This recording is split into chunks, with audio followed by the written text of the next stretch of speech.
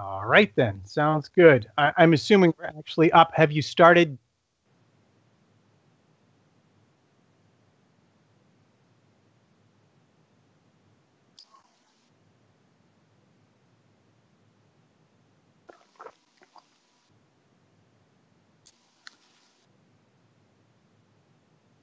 All right. So obviously the things that we're going to be talking about today, and I'm sure because you, of course, follow the Formula news every bit as obsessively as do I.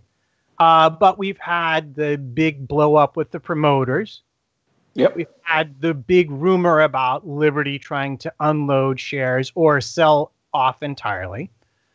And now we've just recently heard that the Mexican government, which has suffered there's been a change in the governing party, and their priorities are different than the previous party. And after 2020, there will be no more government funding for the Mexico race.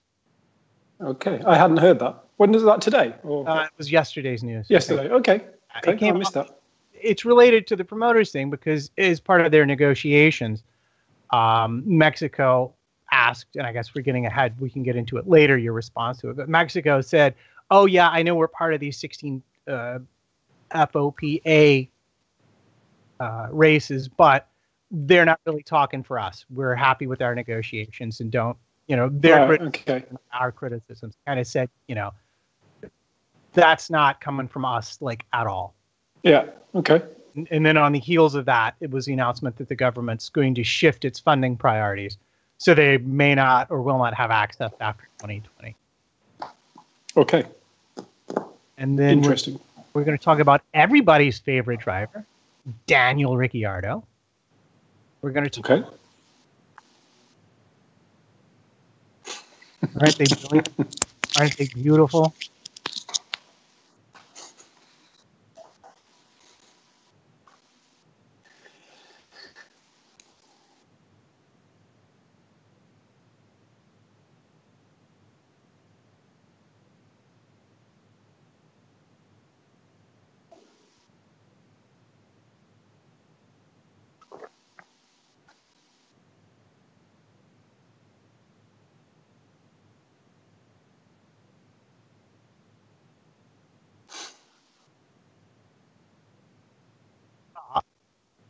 It was entirely Spanner's fault. If we're going by strict FIA regulations, there's like zero doubt you would have been penalized and gotten penalty points for that in Formula One.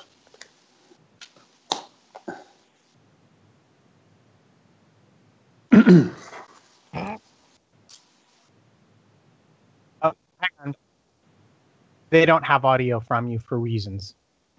Chat room saying no audio from you. Just you. You can hear Carter. Correct. Chat room. Well, that's all that matters, really. To be fair. Well, yeah, that's true. So hopefully they should be able to hear me now. Hopefully that should all be settled. You gits. All right. So yeah, it's the brand new Skype, and it's testing me. Hopefully I have passed that test. So then, Mr. Carter, one last adjustment. You have a Surface Pro, correct? Oh dear. That you're talking to me on? I'm on an iPad at the moment. You. How could you? No, it's what do you need me to do? All I want you to do is angle your camera slightly up. See, when you do that, you look mint. But if you're going to sit all forward like that, yeah, just angle your camera slightly up. Just slightly up. It's going to... there's a risk it falls off the back. That's your risk. None of my property is at risk at any point. So yeah, it's not. So that's good. All right, yeah, I'm happy with that. Whatever. You try podcasting this drunk. It's not easy. I know I make it look easy, but it's right now. Then through the magic of Skype, I've seen the way you deal with Mr. Saywood. So woohoo! Not answering that one. Trumpets. Can you hear me now? Yeah, I can. You've gone a little bit quieter. Okay, yeah, no problem. I'm using the virtual mic because there's still some lag that Steve has asked me to dial out. That's all right. You look good to me. You're looking great, mate. Tell you what, let's do one of those podcast thingamajigs, and let's work out on the fly, and then people will just... Can they hear me in the chat room? Is it all fixed? It says I was dropping a tad. Let me scroll back up and see. Yeah, I'm back. That's all right. I'm sure we can do it. I'm sure we're close enough. All good. I was dropping a bit, but all good. Good. All right. Tell me, what did you have for dinner, Matt? I haven't. Well, yeah, whiskey. Whiskey. I love it. I love it. All right, showtime, people. Red light on. Let's rock and roll. You are listening to Missed Apex Podcast. We live. Shut up. Everyone shut up. No one laugh at me. It's fine. No one knows. Shut up. It's fine. You are listening to Missed Apex Podcast. We live F1.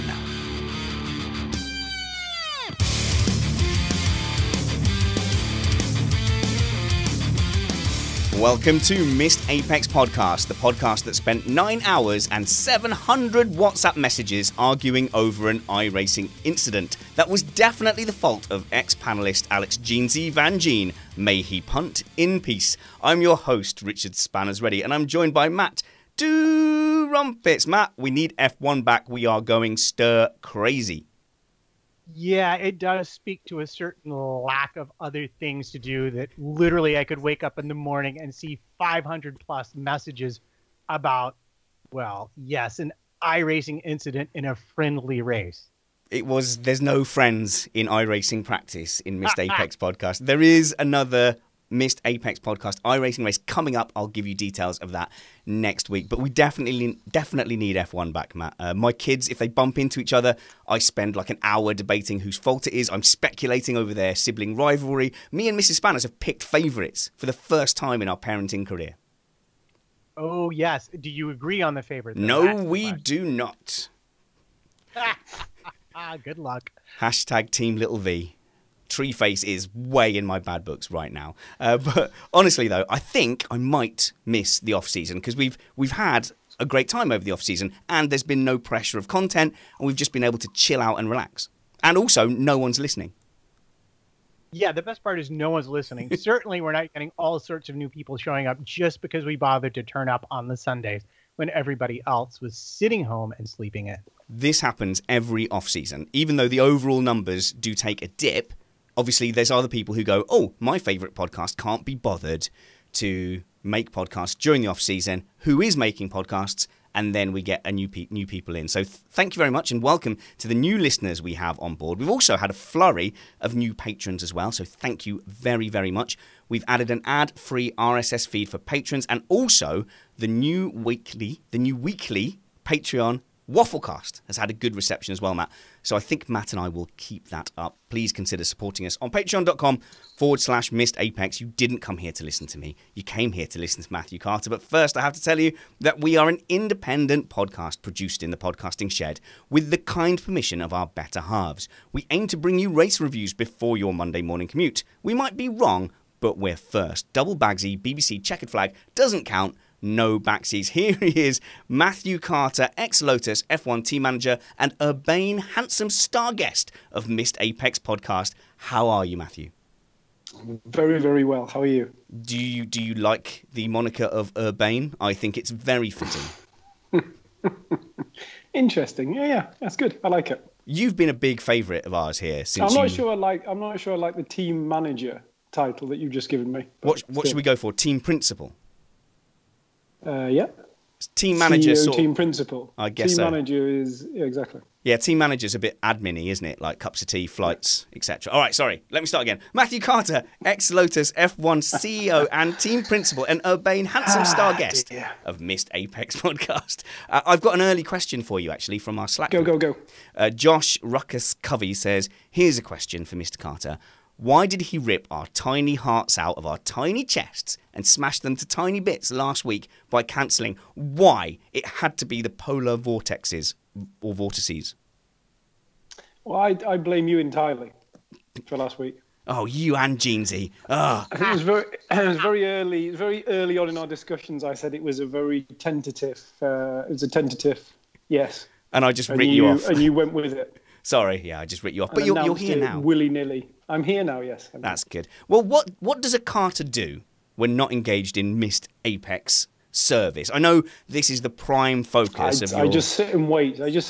For these conversations. That's all I do. I've got this image of you just sat patiently at the end of the bed, just with the special Missed Apex phone we gave you, the red and white one. That's absolutely what I do. Yes. And what's the question? What do you mean? What do I do? What does work? I have to. Oh, does that mean you're cagey? You don't want to tell us about your work because you're secretly... No, not at all. So I think the reason I ended up in Formula One was a slightly strange route via a venture capital company that I worked for. So I still do that on a daily basis. So I still work in the realms of venture capital. So a little bit more consulting now because I'm the other side of the water. But yeah, I work within the realms of venture capital and all the wonderful things that entails. And we definitely know what that means. Does that mean that, oh, hang on, do you speculate on small businesses that are about to launch into the world and pour investment into them? Like a Lotus, a small business that was that was struggling and that needed a little bit of guidance in the right direction. Oh wow, so that's literally how you got into F1. I'm sure we've had this conversation, but yes, that's it was a long time ago, and I've slept since then. So yeah, you might want to invest in a small shed-based enterprise. We'll talk later. What hobbies do you have, Mr. Carter? People are interested in you as a person as well, and we imagine that all you're doing is flying around go-kart tracks, preparing yourself for the next Missed Apex karting event. Golf, I guess, is a hobby. I played golf yesterday, actually, indoor golf here in Montreal, which was interesting. So yeah, I played golf. What else do I do? I had family and normal things that people get involved in. I was going to say it's a bit cold for golf, isn't it, outside at the moment? Yeah, no. So it's the first time I played indoor. It was quite interesting actually. It was okay. It worked well. It involved alcohol and and a warm environment, so it was good. Was it real golf or a simulator? You take your own golf clubs and your own golf balls, and you basically hit into a screen, and it's quite clever the way it does it. It works out the spin of the ball and the way you've hit it. And I do like those because no sensor is quick enough to pick up the amount of slice I put on a golf ball. So invariably, it goes a lot straighter than it would have done otherwise. Let's just talk a little bit about your current involvement in F1, because since you first started coming on Missed Apex, believe it or not, we've had a few new listeners, but you're involved as well in the Canadian Grand Prix. No, I'm not. Oh, I was going to be involved in the Canadian Grand Prix, and it kind of fell through. So no, currently I'm not really involved in Formula One at all. I do a little bit of consulting for some companies within Formula One. I do a little bit of helping some teams to try and find some sponsorship, which is a little bit tricky at the moment. Really? I guess you're not allowed to say who. Yeah. Well, it's kind of blanket, to be fair. I think if a sponsor pokes their head above the parapet, then they get dived on by 1,000 vultures, similar to me, to try and place them into a team. But so I'm still involved in different ways and forms, and we'll see where things lead in the future. But at the moment, it's a slightly backseat approach. I sit and look and I watch a bit like all you guys do, and but I've got a little bit more. I guess I've got a little bit more insight from some people within the sport. You sit back waiting to find the next Lotus. Do you look at teams as they're struggling and go, ooh, do you know what? Fancy a bit of that. To be fair, it's getting less and less. I did use, well, obviously, again, we've had this conversation, but I went to Mana very briefly after Lotus, genuinely believing that could be turned around. But it didn't really happen. But now I think it's less and less. I don't think there's particularly teams on the grid now that you can look at and say they're in dire straits. Sauber, obviously, it's not Sauber anymore, is it? Was that official a few days ago? It's now the Alfa Romeo team. So, I mean, they've obviously got a chunk of funding. They're going in the right direction. Same with Force India. So I don't think there really are any small teams anymore. I think they're all fairly on fairly sound footing at the moment. Evangelos Etekorolaikos says, what? F1 teams desperate for sponsors? Don't those guys have more money than God? Is it a select group of teams at the back that are the most desperate? Honestly, I think they're all desperate for sponsors. I think more money than God's an interesting way of putting it. I don't think any of them have. I think they just have creative ways that they account and fund themselves. So Mercedes and Ferrari, for example, are they effectively put a chunk of their money as their marketing for their road cars. So Mercedes AMG can argue that they're selling more cars on the back of being a successful F1 team, so they can chuck some cash into it from that direction. Having said that, I think if someone came along and offered them a huge amount of money to be their title sponsor, then they would take it, which they did do with Petronas. I mean, there was no specific link there. So I think any team would take a sponsor at this stage. It's more difficult for the smaller teams because of profile, etc. And also, I mean, I'm not sure if this is where you want to go with this conversation, but also there's the way that sponsorship is approached at the moment is completely different. So I remember when I was at Lotus, we had Epson, the printer company, were looking to come into Formula One, and they basically did something similar to what I understand that Rich Energy Drinks did, where they basically touted themselves up and down the paddock to see where they were going to get the best deal. So this was back in 2015, I think. And I think we offered them a pretty good deal. We offered them a good price. We offered them good coverage on the car. We offered them all the things that they wanted. They ultimately went to Mercedes-Benz because Mercedes-Benz agreed that every Mercedes-Benz dealership worldwide would have an Epson printer in their offices. Oh. So I mean, so that's something you can't. How can I compete with that? I mean, we weren't Lotus Cars, as you know. Lotus was just a sponsor, so we were just an F1 team. So we had no way of, we couldn't compete with that. It happens with oil companies as well. So I know that Renault signed a deal recently with BP, and part of that deal was that every new Renault, the oil, you get a bottle of oil that sits in the boot of the car when you buy a car when it's new.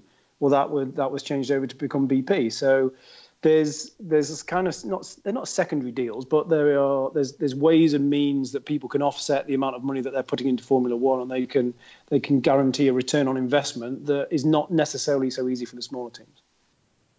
That is definitely the direction we wanted to go down. And of course, Matt and I are very familiar with what comes with new cars. We don't buy them off Dodgy Dave off the car lot, do we, Matt? Speak for yourself. The chat room is asking, though, I think it's Don Byrne here, who said, does that relate to Rich Energy and the way they've come in as well? Because obviously we saw Rich Energy being touted by Williams quite a lot, and I think the speculation was Rich Energy would be a Williams sponsor, and then it sort of flip-flopped at the last minute. So obviously someone else has come in and just offered them a secondary deal as such. Yeah, I mean, Rich are a bit of a strange entity themselves. So the point I was trying to make was that Epson, touted is not quite the right way, but they basically put themselves out there and said, look, we're looking to come into Formula One, and we're going to talk to anyone that will talk to us, and we're going to sit and pick our best deal. And the analogy was that I think Rich Energy did the same thing. I think they literally rocked up in the paddock and said, look, we're prepared to put some money into an F1 team. Who's going to give us the best deal? Having said that, and again, I may have missed this, but I don't think it's actually been announced that they have done anything, has it? Or have they officially, they were going to go to Haas, weren't they? I don't know if it's officially announced, or I guess we'll see when the liveries are launched next week.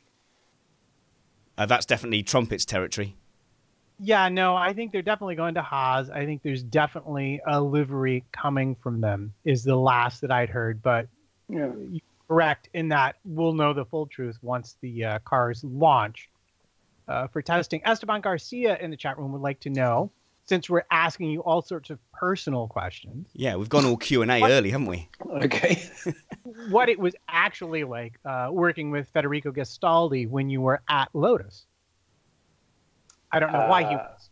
Well, it's a very specific question. Federico was fantastic. Federico was my. I don't think he wouldn't like me saying this, but he was effectively my right hand man. He was everywhere that I went around the world. He would be there a day or so in advance of me, and he would be my first port of call when I landed, to tell me where I needed to go, where we needed to be. Federico had been in the sport for many, many years. He was originally the promoter of the Argentinian race with his brother back in the day, and back in the late 90s, I think. Then he worked with Benetton and Renault, and so he knew or knows everyone in Formula One. So when I first started, he literally walked me up and down the paddock, introducing me to people and telling me who it was good to know and to talk to and who it wasn't. So yeah, he was a great guy. He's a really, really lovely fella. He stayed on with Renault when we sold the business. He actually had some health issues, and he doesn't work for Renault anymore. But yeah, he's a really nice guy. When he was introducing you in the paddock and pointing people out, who did he say to avoid and who did he say you should befriend? Generally, people like Joe Sayward were the people that he would tell me to avoid. That they would write terrible things. I wasn't fishing for that. I was definitely fishing for that. We'll get Uncle Joe on here soon for sure. So now that you're in the background with us mugs, watching F1 as a fan, I know you're a passionate F1 fan, and I don't know whether you play that up or not, but who do you sit here cheering on? Do you have any teams where you go, it must be Renault, mustn't it? You must be going, that's my old team, you know, I wish them all the best. No, not really. No, medium? I don't really. It sounds a terrible thing to say, but I do tend to look at it fairly neutral. Boo. I like Haas because of Romain, just because he was my driver the whole time that I was in Formula One, and there's a link there. But equally, Esteban Ocon was one of my drivers as well. He was one of our junior drivers, so I like to follow and sort of keep an eye on what he's doing. So no, I genuinely think it's exciting when there's more than one team that can win. I'm obviously English, so there's a slight taint towards Lewis Hamilton and wanting to see a Brit do well. Correct. Well done. But aside from that, no, I genuinely am pretty neutral. The Renault thing's interesting because I have more knowledge of them as a team and the people that work there, and that makes it interesting because sometimes I look and I think that they're not doing things the way that they could or should be doing, and that they could and should be doing better than they are.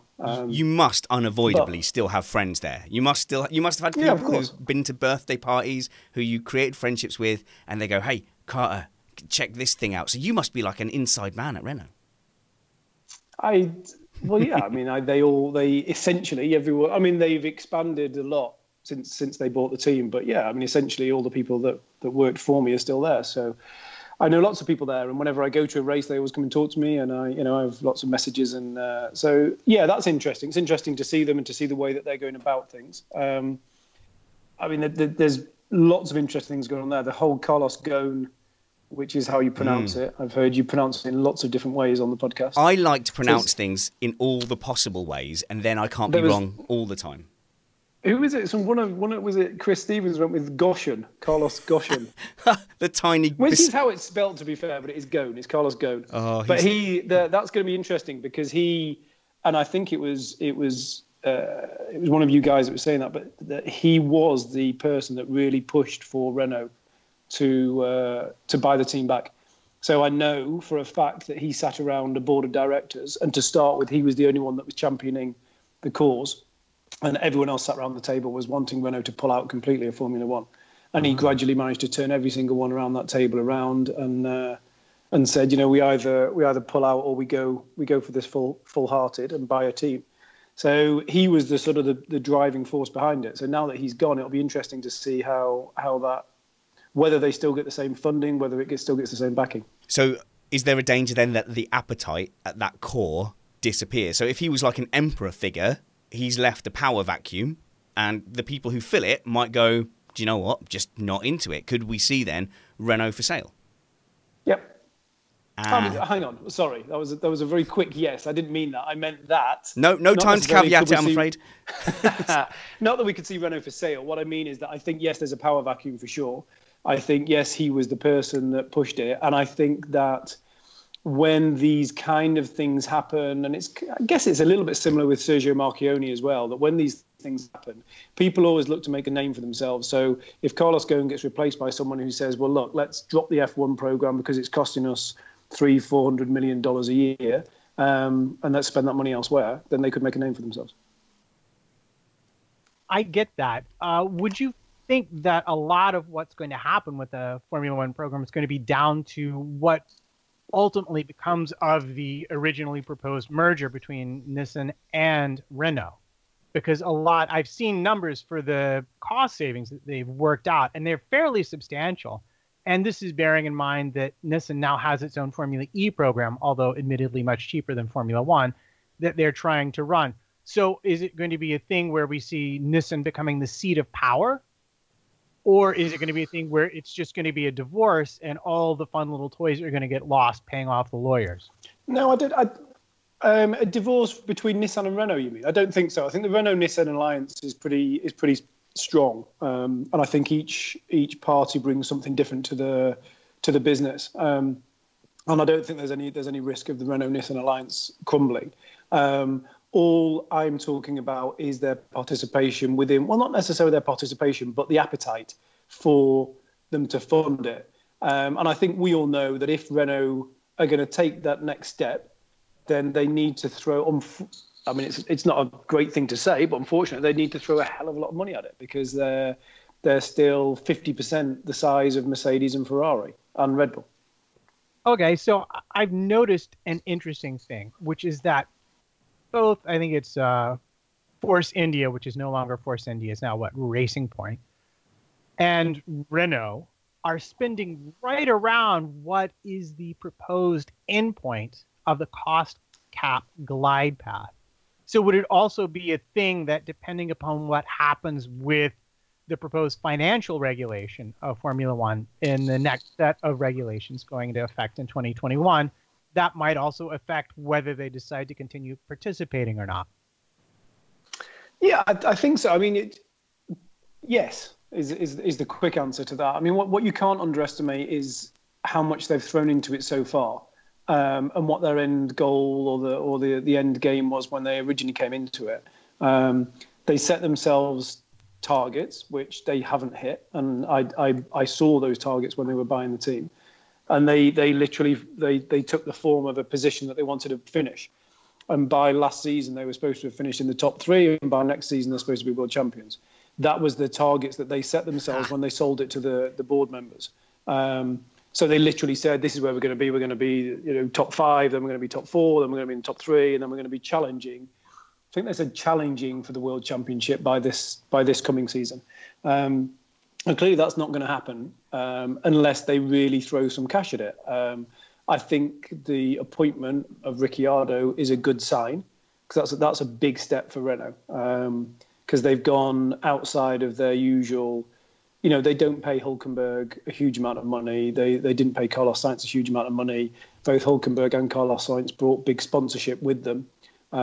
You've seen Carlos Sainz has taken his beer company to McLaren, which is how these guys work. So I don't know if you saw that on Twitter, the Estrella Galicia it's called. So McLaren did we've signed a new sponsor, and it was Carlos Sainz walking through the factory with some alcohol-free beer. But yeah, he brings that as a Spanish sponsor that he brings with him. So these guys always bring the money. So Ricciardo was a big step for them, because he doesn't necessarily bring a huge amount of sponsorship with him, and he costs money because he's one of those top drivers. So that's a big step for them. So next season is going to be, I think it's going to be a not make or break, but it's going to be a decisive season for Renault. I think it's worth noting as well that sometime panellist Neil Palmer, who makes terrible bets with me that are invalid due to the status of Force India now, also predicted that Renault would be world champions or challenging for titles by 2018. And there's so many people, actually, a surprising amount of people, actually, that are wishing Renault well. And whether it's just down to the fact that they just want more competition in F1, people have it's almost been a very fanboy thing of going, yeah, they'll definitely be challenging for the title. Oh no, we never said that. And people have kind of reduced their expectations of Renault to the point now that I don't think that anyone is truly expecting a Renault resurgence in 2019 or expecting them to be in the top 3.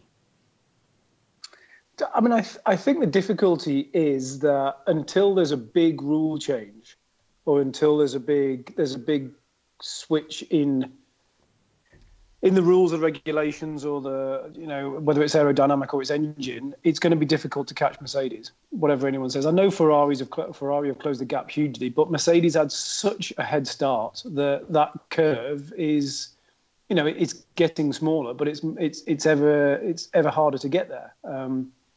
So I think the engine issue is their biggest problem. I think until things change, until there's a huge. I mean, the aero regulation changes for next season really aren't.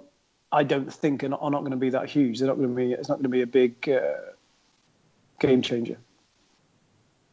Yeah, along those lines, the chat room points out, Warren M. specifically, that Renault have actually just finished upgrading their engine testing facility. And as such, it's kind of, what would you call that, unofficial businessese. It's a sunk cost at this point. It's going to cost them less to test and become reliable. because they've already spent the money and built the thing. In Viri, they've upgraded Viri. They've upgraded the engine testing bay, or so the chat room is telling me, and I seem to think that is generally accurate. And they've been, fairly happy. We've heard a lot of happy talk from Viri about the new engine. So I think I need to be a little bit careful as to how I approach this, but what was interesting with Renault whilst they were with Red Bull is that they were very much being pushed along by Red Bull at an uncomfortable pace, at a pace that Renault weren't happy with. And that happened. It happened towards the end of the previous generation of engines before the hybrid era. So when Red Bull were winning championships upon championships, I know that at Enstone, Lotus were very much pushed backwards, and all the updates and all the emphasis was placed on Red Bull, which was understandable. They wanted to give the best of the updates, the best of the engines to themselves. But I know that Red Bull were pushing them very, very hard to bring updates, to make sure that updates were working, to test updates. Red Bull had their own engineers working at Viri on the dyno, and they were bringing updates through faster than they wanted. So what I'm trying to say is that now that Red Bull have now that Red Bull have gone away, have gone to Honda, I think Renault are now left on their own to push the updates themselves. And I have a feeling that they're not going to push as hard as Red Bull were making them push, because they want to make sure that everything is absolutely right and done properly. And I feel that might hold them back. Oh, interesting. So you're saying the lack of Red Bull pushing them will hold them back? Yes. So they're not free from the tyranny of Red Bull. They are actually without the whip hand that was making them push along. That's yeah. That's my opinion. Yeah. Well, okay. Well, that leads nicely on to our first bit of news. I suppose that is worthy of a bumper. Stay with me while I stall while I'm finding it. But here we go. I'm there. Big Dirty News.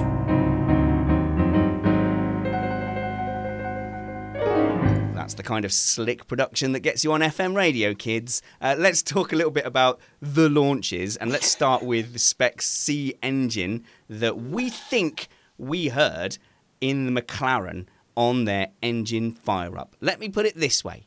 Missed Apex podcast understands that the sound coming from the McLaren Renault engine was very much like the sound coming from the Spec C engine last season, and shared a lot of its flaws, i.e. it was unable to run at tick over and ended up hurting itself and blowing itself up. What insight might you have, Mr. Carter, on as to why the new 2019, presumably Spec D Renault, I don't know how that works if they start again, sounds a lot like it is either the same engine from last year or carries a lot of the same problems from last year?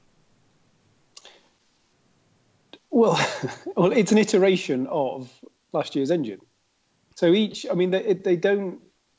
It's very, very difficult for them to completely start from scratch, to go back to the. No, I'm going to have to stop you there, miss. I can tell. We've done this 8 times now, and I can look in your eyes. You're not thinking of how to best explain this. You're thinking of what you can tell us. But it's interesting because the world is watching. Renault had lots of PR problems with Red Bull. Red Bull very keen to put it at the doorstep of Renault, those problems. And McLaren, also a team not shy of putting things on the doorstep of the engine manufacturer. Everyone's kind of looking at this season for Renault to go, all right, well, if you don't turn up with a good engine this season, I think everyone's just going to kind of emotionally disengage. But what I'm trying to say to you is that the engine is an iteration of last year's engine. They've not gone back to the drawing board and started afresh. So therefore, any noises that people may think they've heard, or any sounds or any characteristics, they're gonna carry over from one year to the next. Unfortunately, that's just the nature of the beast. Hannah Hassel in the chat room says, "Carter, please tell us all the secret things. We promise we won't tell." That's as much as I'm saying. So I think it's an iteration, as I've said 3 times now, of the previous engine. So therefore, the characteristics are going to be the same. I mean, I remember So back in 2014, when Renault originally designed, I think they put the MG UK at the back of the engine, and therefore there was a rod that attached the motor to the MG UK. And when we moved to Mercedes, we realised that Mercedes had put the MG UK close to the front. So therefore, this long rod that had all this torque running through it was much, much closer to the motor at the front. And Renault realised that, but they couldn't do anything about it. By that stage, they'd already designed the engine. It was already, specified, and there was nothing they could do. So I think it's difficult. I think with the engine regulations remaining static, then gradually they will catch up. But I don't think they can't go back to the drawing board. So it's going to be an iteration on the original engine. See, Trumpets, what I'm hearing when I hear the word iteration is it's the same engine. It's a good word. It's a great word, but if that's the case, why, and boy, do I hate to be the person to put this to you, but we have heard that there are significant architectural changes to the engine. We've heard your friend, your personal... I think I'm losing you. I think I'm losing signal. Your close personal friend. Say that this power unit they have produced is what they intended to make all along. We've heard there's significant architecture changes. And if that's the case, how do we square iteration with was this just PR to make everybody happy? Is there possibly, is this a Franken engine and there's actually something different going to show up to testing? If you have personal knowledge you can't speak of, clearly we understand that. But in broader terms, is it possible we could hear what we're hearing, but they were also not kidding about what they were saying? Because, we've heard there's plus 50 horsepower in the new power unit. The rumors say that there's still some reliability concerns, specifically with the turbocharger. I think I'm definitely losing connection. I may freeze and fall offline. No, I don't know. I don't know where to go. The engine is. I think they have managed to find some more power in the engine. I think they have definitely got reliability issues with that power. I think that is very similar to where they were at the end of last season, in terms of that was what Red Bull, and I think that's fairly public, that Red Bull were pushing for the latest iteration, the latest example. Let's say I won't use the word iteration. Latest example of the engine. But Renault weren't putting it in their own car because they were worried about the reliability side of things. And you saw Ricciardo and Verstappen have multiple failures because they were pushing things to the limit. So I think that there's definite gains that they've made there. Then go back to what you heard when you heard the startup at McLaren, and that could have been last year's engine. There's nothing to say that was definitely this year's engine. They could have fitted a Renault engine into their car. And you have to remember as well, for launches and for testing, the cars that are launched next week or the week after are not necessarily going to be the cars that start in Melbourne. In fact, they 99% won't be the cars that start in Melbourne, because the launches are more to do with sponsors and drivers and colour schemes and marketing and social media and all those wonderful things. Great. I'm so glad you brought that up. So let me ask, because you've been there, is the launch a publicity event or is it a technical event? It's a publicity event, 100% a publicity event. So I think one of the years we launched with a computer-generated graphic. It wasn't even a car. We didn't even have a car. Lots and lots and lots of the teams will launch with last year's car, just with a few little cosmetic bits and pieces and maybe a new livery on it. Okay, and so following along those lines, then would the fire-up of the car also be a publicity event? The big change is when you've got a new engine supplier. That's the big issue. So yes, it is a publicity event, but if you're going from Honda to Renault, then it is it's a big event because you've fitted a Renault engine into your F1 car. Now, have you fitted the engine that's going to be driving the car in Melbourne in a month's time? Probably not. But you have fitted a Renault engine into the car.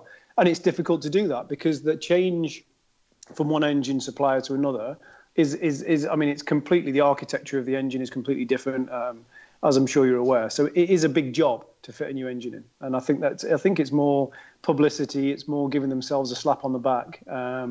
etc., etc. Well, Mr. Carter, you've been very generous with your comments so far. We're going to give you a chance to go and get yourself some refreshment while we talk about some business here at Missed Apex.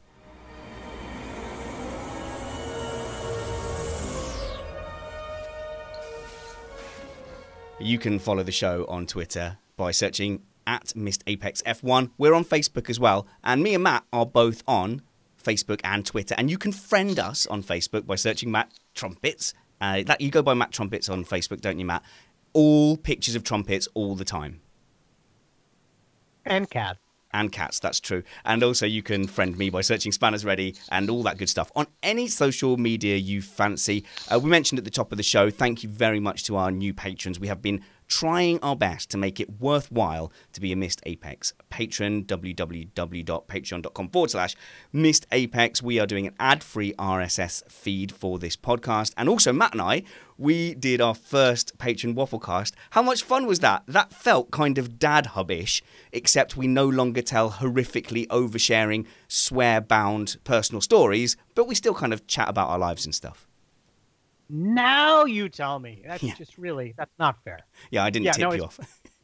It's good because we're keeping our podcast hand in, because I think deep down you and I both think that Dad Hub will be resurgent at some point, or some version of it. Yeah, no, there was a lot of promise inherent in that show, and we just got to sort of keep something rolling along till it takes shape. But to be clear, all the old episodes of Dad Hub have been deleted forever. Forever. But no, it was good. You know, we just started talking about a bit of admin, our personal lives, and then we ended up having like a great row about the Singapore Miracle Lap, because you thought that Lewis Hamilton's lap in Singapore, the qualifying lap, was a miracle, and I was saying, actually, it's circumstance, nothing to write home about. And that was just 10 minutes of us yelling at each other. And if you like that, I guess that is an attractive feature. Yeah, it is, and you're still incorrect in your conclusion.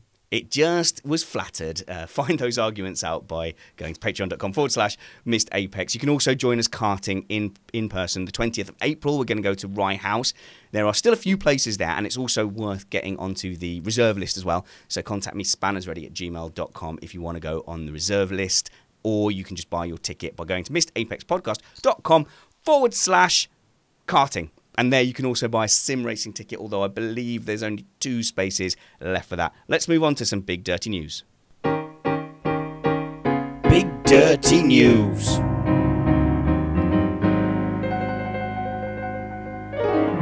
Well, I suppose, Matt, you're going to want to talk about that businessy sale of F1 what's it thingy and get Mr. Carter's views on such things.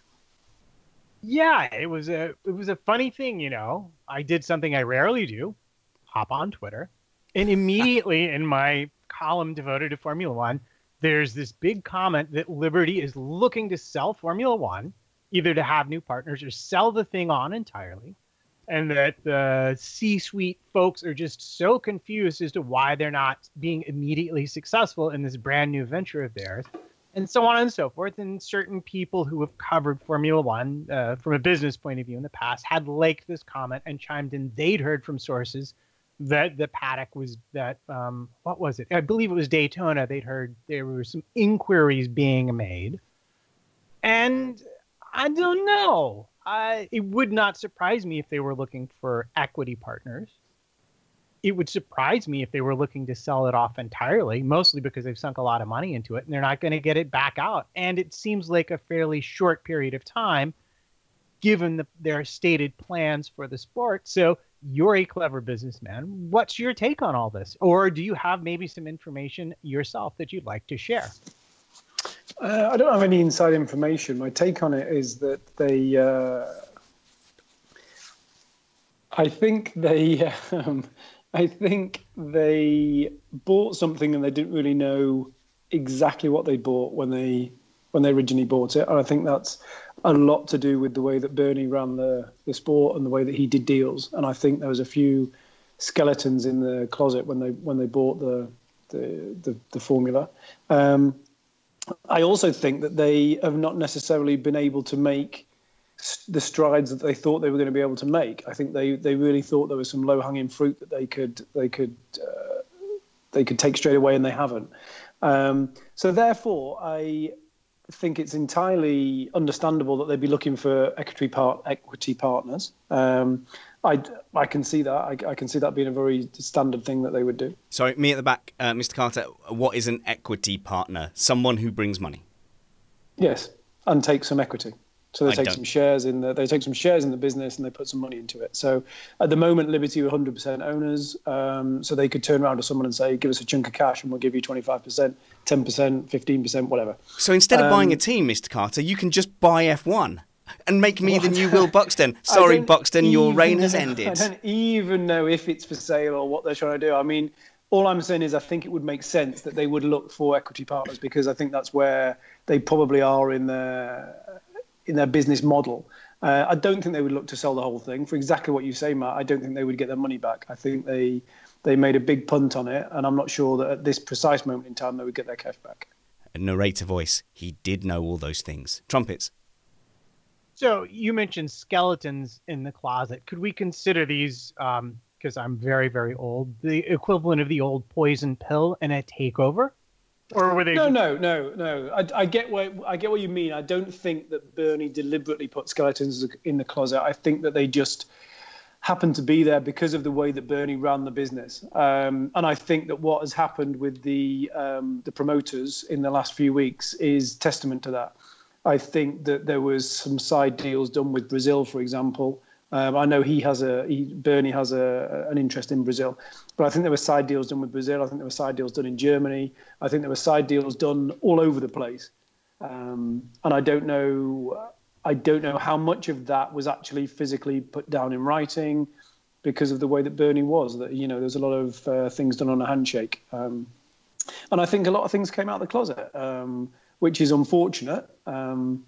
I guess you could look at it, but Liberty, they're big boys. They spent a lot of money and time on due diligence. So exactly the point that Mark Jackson just said. Skeletons. They did a 1-year due diligence. These are words I don't really understand. Any mistake is all theirs. So are we putting that on Liberty Media? I'm assuming some of that fault does lie with them.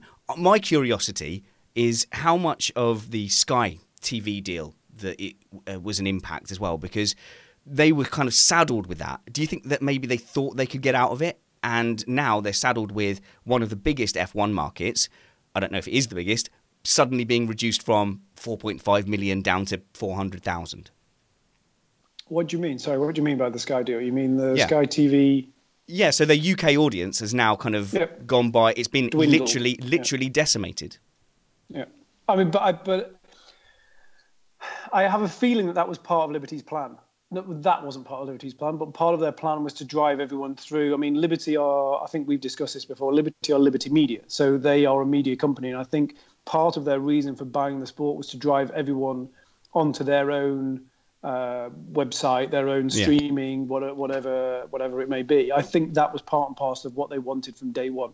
I think they wanted those 200 million fans, whether they be in India or the UK or in Mexico, to be signing up for their $12 a month so that they could watch it. And I think they'll gradually try and get rid of all, I believe they'll try and get rid of all terrestrial feed so that everyone has to go via them. So basically they want to be the sole over-the-top provider for all Formula One watching. This is just my opinion. This is what I think, but I think that's where they're trying to get to. And that would make sense because, as I say, they're Liberty Media. They're a media company. So if they've looked at, let's forget it's Formula One, forget anything about it. They've looked and they've said, right, we have something that's watched by 250 million people every 2 weeks. If we can drive those 250 million people through and onto our streaming service, then we're going to get 250 million people paying $10 a month. Then, the math very quickly adds up. Right. So I had thought I saw a year or so ago an interview with Sean Bratches in which he stated that Liberty had a percentage of races they felt should be on terrestrial or free-to-air television. I don't remember what it was, maybe around 30%, 35%. And in that sense, it sort of reminded me of how mixed martial arts markets itself. They do pay-per-view events, but then they also have events that anyone can access. Yeah. With regard to that, do you think they're just waiting out the current TV contract so that they can renegotiate and get what they want? I'm going to go a little bit off script here, but that in its entirety is the reason that Liberty Media don't understand Formula One. There in a nutshell. Because, you and all the people listening, I assume, are big F1 fans. So if you were to say to them, okay, you can watch the whole season, or there's a whole season of F1, there's 21 races, we're going to allow you to watch 4. Is that okay with you? The rest of the races you're not going to be able to watch because so you're not going to do that. You're not a fan. A fan wants to watch every single race, and they want to understand every nuance and every little tiny thing that happens, every pit stop blunder, every puncture, all the things. Preach. So Liberty saying, okay, yes, you can dive in for 35% of the races. Aren't you lucky? I mean, just to me, means that they don't understand what a Formula One fan is. Well, presumably, if I was that much of a fan, I would be willing to pay to have access to all that extra material. I think, from my point of view, what he's saying is if we have X% of races on free-to-air television, then that's basically free marketing. That's marketing for us, and we'll take the pay loss over having everything on pay-per-view, which actually makes us more money, which is why Bernie had gone there in the first place. Yeah, but I think what he was trying to say, and I'm not sure he was coming at it from the same angle as you are. I think what he's trying to say is, look how great we are. We're giving you 3 or 4 races for free. Aren't we amazing? Whereas what he's really saying is, if you're a fan, you're going to have to pay anyway. So I nearly said something rude, which I won't say. So, he's saying you have to pay. Basically, he's saying you have to pay whatever. So we're going to give you a few races for free just to tantalize you, just to tickle your taste buds, but then we're going to make you pay anyway. So it's largely irrelevant. They either go fully free to air in certain territories or they don't. I don't see that giving 3 or 4 races is just going to upset people more than it's going to help. Yeah, in my opinion. It does feel like a bit of an insult, Trumpets, to me. Yeah. No, I completely understand what is being said here, and accept that the context might have been different than my understanding of it. And I genuinely think that is one of the reasons that Liberty don't really understand the market and what they've bought. And I think they're beginning to realise that more and more as each season goes by. I mean, I saw Chase Carey talking to Bernie in Abu Dhabi. I was stood in the room. They were talking at a table, and the conversation was bizarre. Chase Carey was basically asking Bernie what he thought about Ferrari and Mercedes. Oh. It's just like questions that you would not believe that someone who's in charge of Formula One would be asking. Wait a minute, is there any chance that Chase Carey just thought that Bernie Ecclestone was an elderly fan? No, it was in Liberty. I was waiting to see Sean Bratches and in Abu Dhabi, and I spoke to Bernie. I saw Bernie came in with his wife. Bernie wanted to speak to Chase, and they sat down at a table across from me. And literally, Chase Carey was saying, "So, do you think that Ferrari are going to challenge Mercedes next year? Be really good for us if we had more teams at the front." And I could see Bernie was looking at him as if to say, "Well, it's kind of up to you. You don't really understand." Yeah, exactly. Chase Carey's basically saying, "Look, it'd be amazing if we had more teams challenging at the front." And it would be amazing. It would be amazing if my job got done for me somehow, wouldn't it? I honestly, and this is a terrible thing to say, and I maybe shouldn't say it, but I just don't think they understand what they've bought. I don't think they understand Formula One. I think they're trying to. I was going to say, bastardize a terrible word. It's not a swear word, is it? But anyway, I think they're trying to make it like NASCAR. I think they're trying to dumb it down. I think they think that they've bought something they can manipulate and they can force into a hole that they can't necessarily do. I was always of the impression they had bought it to leverage it for a larger purpose, for their own purpose. Yes, because they had a lot of attached eyeballs with relatively decent income. But that's kind of why Bernie made. I know people will not necessarily agree with this, but that's kind of why Bernie made it work, because Bernie loved the sport, had been involved in the sport for all those years. He kind of took it to where it was. Yes, you can argue that he went to some markets that he maybe shouldn't have done, or that weren't necessarily the right way for Formula One to go at the time, but he did take it worldwide, and he lived and breathed Formula One. And I don't think that Liberty do that. I think Liberty look at the bottom line much more than is necessarily healthy for the sport. Maybe we should move on now. No, there will be no moving on. Mirror 303, Iffy, says, he's not going to let you get away with dropping that one. What is Mr. Carter doing talking to Sean Bretches? Are you just, swapping colour schemes for your new condos?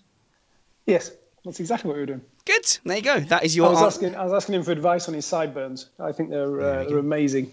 The way he cultures the facial hair that's going on with the guys that run Liberty is something to behold. That is your question answered, chat room. Don't listen to the word. Look in his eyes, not around his eyes, into his eyes. Yeah, there we go. Now then, there's another question, which is Kedarnath Iyer asks, ask Carter about the 2019 Honda versus Renault, as in who do you think is going to come out on top of that? But maybe before we get to that, oh, good, you've just chimed in there. Honda, you're optimistic. See, I've got this nagging feeling that Honda, although it might have the performance on the bench, that it's just going to keep blowing up. I've just got hang on. The question needs a bit more specifics. So do I think that Renault... Okay, I'll ask you then, Spanners. Oh, wow. Do you think that a Renault-powered car will win a race next year? Yes. Oh, no. Oh, really? Hang on. No, yes. So I just instantly, my mind went to Red Bull and I went Singapore, so Monaco, Mexico. Okay. But yeah, so definitely not. So how we gauge success. So do you think a Renault-powered car will win a race next season? You said no. Do you think that a Honda-powered car could win a race next season? Yeah, definitely. Okay, so how do we gauge success? When you say who's going to win, Renault or Honda, I don't know what win means. I guess finish higher in the championship. Do I think that a Red Bull Honda collaboration is going to finish higher than the Renault Works team? Yes, I do. And if that's how you gauge a win, then that's a win. We could go deeper. I mean, if McLaren start doing really well with the Renault, and you might, how's that going to happen? I don't know, but you might argue if McLaren start doing like top fives trumpets, then you can say, well, they're doing better than they were under the Honda that kept blowing up. Sorry, I didn't mean to talk over you. No. I see where you're going. I'm modestly optimistic for McLaren based on entirely on facts that we cannot confirm. But if they are true, then they might well exceed everyone's expectations for them this year with the Renault power plant. If you're asking my personal opinion, I would say if Renault are there or thereabouts with Haas, then they've done a really good job. So I thought that even McLaren were for once not bigging themselves up or not setting expectations too high for next season. These are totally based on single source rumors that we cannot possibly... Okay, Matt. So you think that McLaren Renault is going to finish higher than the Renault Works team? No, I'm not saying that. I'm saying that at certain races, they might very well do that sort of thing. And that in general, they will do better than people will expect them to based on what we've heard. Okay, but the question from the chat room was whether Renault, I think it was, it was fairly ambiguous, but it was whether Renault, who's going to win, Honda, Renault. Yeah, it was just Honda versus Renault. Yeah, it was. I mean, it was a terrible question. Never ask a question again. It's not a terrible question at all. My answer is that I think that Honda, in the back of the Red Bull, is going to finish higher in the Constructors' Championship than any Renault-powered car. And I think that McLaren will finish behind the Renault Works team. And I think that's the reason that Ron Dennis went to Honda in the first place, because I think that Renault, now that they've got rid of Red Bull, that were a bit of a thorn in their side, that didn't even call the engine of Renault, they called it a Tag Heuer, that did all those terrible, horrible things. Now that Renault have got rid of them, they have got a little bit more confidence, and I think they will not give McLaren the upgrades that they give to themselves, and therefore I think that the Renault Works team will finish ahead of McLaren, but both will finish behind Red Bull. So just to chip in from the chat room, Nature Sunaman says Red Bull will have more outright power from Honda, but the Renault Works team will win over in the championship due to Honda reliability issues. Now, I think that's a bit extreme, but I do predict that we might see, instead of a smoother curve that Red Bull might have had with Renault, it's going to be less smooth. Trumpets, that's why I think that's going to be spiky. So the odd brilliant result, but then lots of down spikies as well. Well, I hate to be really boring about it, but if you just go back and look at the budget levels, if Renault get as close to Red Bull as Haas did on a few occasions last year, that'll be an enormous triumph for them. Red Bull spend as much money as they're in the leagues of the Ferrari and Mercedes, and you'd expect their results to correlate rather closely with that. So last year, on a couple of occasions in qualifying and practice, Haas was legitimately faster than a Red Bull. That's extremely impressive from my point of view. If Renault can pull off a similar thing, then I think it's extremely impressive from their point of view. Yeah, but Haas had a Ferrari engine. Yeah, but supposedly if the new engine is that much better, but it's not going to be, is it? And this is where we always started from day one that I walked into this chat room, is that or into this shed, is that the engines are so important in this formula, unfortunately. Yep. And I just genuinely don't think that Renault are going to have made a big enough step to be challenging. I think that Honda have. I think that everything they did last year in Toro Rosso, Red Bull waited. They rated and they watched what was going on with Honda and Toro Rosso. They waited before they made that decision. They could have forced Renault to continue to supply them if they really wanted to. So wait a minute. Are you saying that engines are even more important than tires? Because I don't know, my heart might be broken. And this is why everyone hates trumpets. How about some quick Q&A to finish off? Hey, tell you what I saw tyre-wise, if you want to talk tyre-wise, in Abu Dhabi, Pirelli were showing off their new 18-inch design of tyre, which is very bizarre looking for a Formula One. So it was there. They physically had the tyre there on a rim as an example of what they're hoping to bring soon into the formula. But it's bizarre looking. And to see an F1 car with an 18-inch wheel would be strange. Anyway, tyres, wow. Yeah, brilliant. Let's talk more about tyres. Hopefully the next Q&A from the chat room will be about tyres. Oh, no, it isn't. What a shame. Just jumping back a little bit to Liberty, Don Byrne asks, so where does Ross Brawn fit into the picture with Kerry Liberty? Brawn knows F1. Is he just a gun for hire? I'm assuming yes. And has he not been utilised enough then? I think he's very much on the sporting side, if you like. So Chase and Sean Bratches are very much on the business side. And I think that Ross is on the sporting side. So he's the one that is putting together the working group that's looking for to make overtaking easier, et cetera, et cetera. But I think from a business point of view, it's very much Chase and Sean that are reporting to Malone and the guys that run Liberty. So I think Ross is there, but he's there to try and push the sporting side and to try and help the sporting side. And I don't necessarily think he's got their ear in terms of viewers and people watching and TV deals. So in that triumvirate, is he Caesar? Or is he one of the other two that I definitely know that I assume were lesser? Let's say Julius Caesar. I think they're all fairly similar, but I just think they've got their own wheelhouses that they work in, and I think Ross is very much in the sporting, the regulation side of things, and the other two are business, much more business orientated. Mark Jackson says Matthew Carter is such a great guest. We agree, and I've been trying to convince you, Matthew Carter, to go on Twitter so that people can follow you, because you would instantly get 1 billion followers and lots of love and attention, and you're obviously not as hollow as me because I crave that, but you refuse stubbornly to go on Twitter. Are we edging you any closer? I'm on Twitter, but I'm just private. That doesn't count. Come on, let's do it. Let's do a Carter on Map account. No.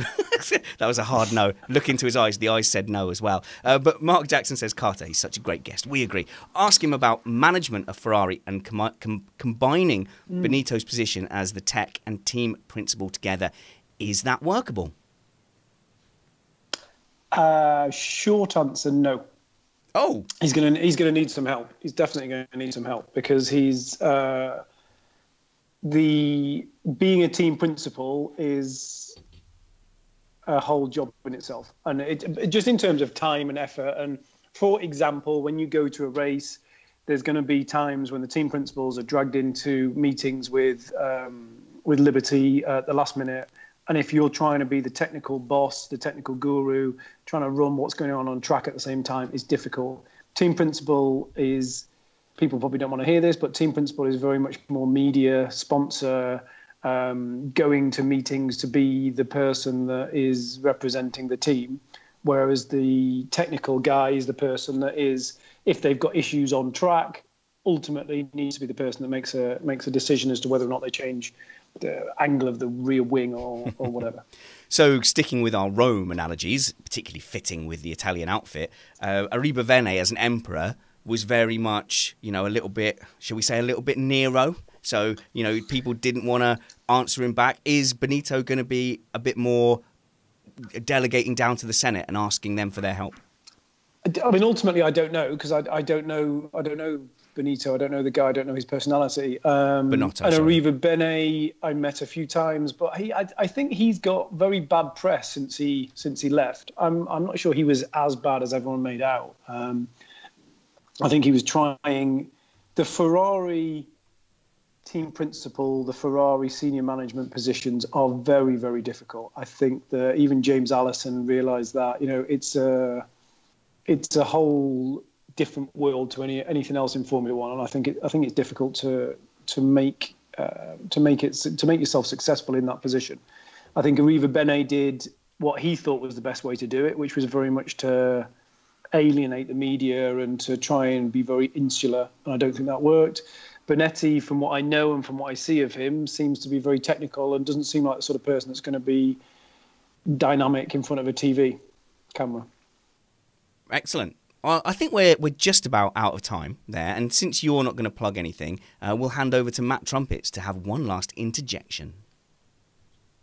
Well, I think, and it's come up in the chat room, which is the only reason I bring it up, is people are very interested to know what you make of the whole Formula One Promoters Association. Shall we call it a rebellion? A rebellion minus a few races? I think, yeah. I mean, I don't know what the rest of the question is going to be, and I'll try and be quick. But I think that the promoters have the Promoters Association meet, I think, twice a year. Otherwise, they would never see each other from all over different parts of the world. But I think they were expecting much more from Liberty as well. I think that Bernie pushed them very, very hard in terms of charges for races, but they all signed the agreements. They went into everything open. I mean, I'm sitting in Montreal, and I know for a fact that the Montreal Grand Prix signed some crazy deal because they wanted to keep Formula One, but they agreed. There was an accumulator in terms of how much they were paying per year, etc., etc. So I think all the promoters kind of accept what they've done, but they thought that Liberty were going to walk in there and they were going to save them, or they were going to help them, or they were going to make things much better. And I don't think Liberty have done anything different to what was going on before. And I think that's why there's a bit of a pushback. Mr. Carter, thank you very much. It's been a very enjoyable chat. And what always happens when you're on is I go, well, that was a lovely chat with Matthew. That's great. And then I get into the edit and I've got lots of messages from people going, did you catch what he said about the thing and what that means and what that implies? And I go, oh, yeah. So I'm sure there's loads to dig out. And I'm the first listener to these episodes. Thank you very much. You've been with us for 8 episodes. So we can't treat you too badly when you come to the shed. Oh, no, it's good. I enjoy it. Before we go, you did mention that you might have a bit of insight into why Daniel Ricciardo has ended up at Renault. Oh, no, you messaged me. Oh, no. Did you say, I've got some insight, yes, but don't tell anyone? I did. I know I was with some people who were in the know in Abu Dhabi, and but I think you've touched on it, and I think you're pretty much accurate. I think I know Verstappen signed a very, very good deal. Red Bull obviously put all their cards in the Verstappen side of the garage, if you like. They offered a deal to Ricciardo. Ricciardo wasn't asking for the same as Verstappen by any shape or form. He was asking for less, but he was asking for more than he was on before that. And I think that Red Bull basically said no. Well, I know that Red Bull said no, and Red Bull felt that there was no way he was going to leave. Ricciardo got upset and made a few phone calls, and the guys at Renault seized on the opportunity. So everything that I think, and again, I think you've spoken about it, and I think it's in the public domain, Ocon was going to go to Renault. That was all pretty much agreed. Suddenly, the phone call from Ricciardo came out of the blue. He said, look, I'm not happy with what I'm being offered here at Red Bull. I'd consider. And then Carlos Ghosn, who was still in position at the time, and Cyril had some conversations, and they said, okay, well, if we can make heaven and earth move to get Ricciardo here, then we should do it. And he's not being paid as much at Renault as he was going to get at Red Bull. So that's how much he was upset with the way that things were. It wasn't for money. I think it was more to do with young upstart Verstappen. I don't want to upset any Dutch listeners, but I think it was to they do hate with us the anyway. fact that It's fine. I think it was to do with the fact that Verstappen had signed this deal and Ricciardo had said, look, I don't want the same as him, but just give me this and I'll continue and I'm happy. And they said no. You know what it is, Trumpets? It's belly tickling, isn't it? Renault tickled Ricciardo's belly, and I like a good belly tickle myself. And he's going to be the big fish at Renault. He's the number one guy there, and he clearly wasn't at Red Bull, and it was moving more and more into the Verstappen show. Yeah, I think he had a sense, based on their response to him, that the atmosphere would become increasingly tilted towards Max, and that not based on actual track results, but on factors outside of. And as far as upsetting the Dutch fans, yeah, go right ahead, because the more upset they are, the better our numbers are. So, Matt, don't admit that policy. That's not official Missed Apex policy.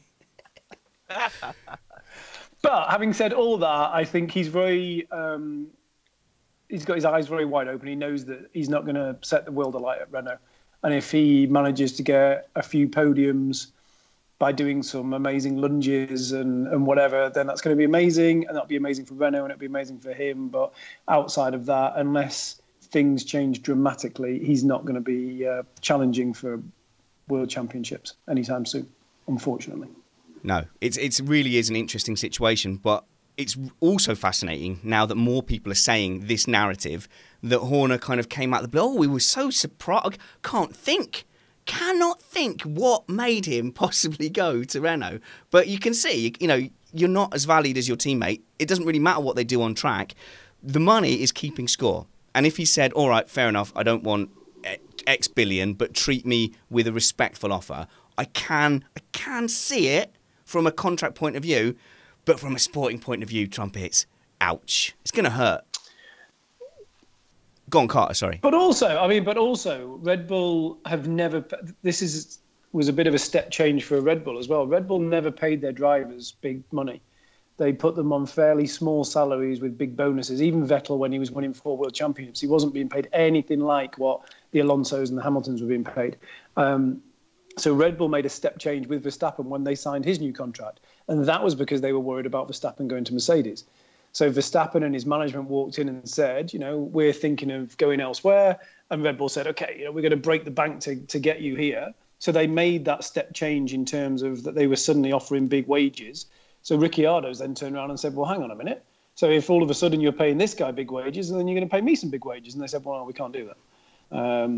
And I think they were arrogant enough to believe that Ricciardo would stay whatever they offered him, never believing that he was going to walk away. And then he made this decision. And who knows where it's going to go.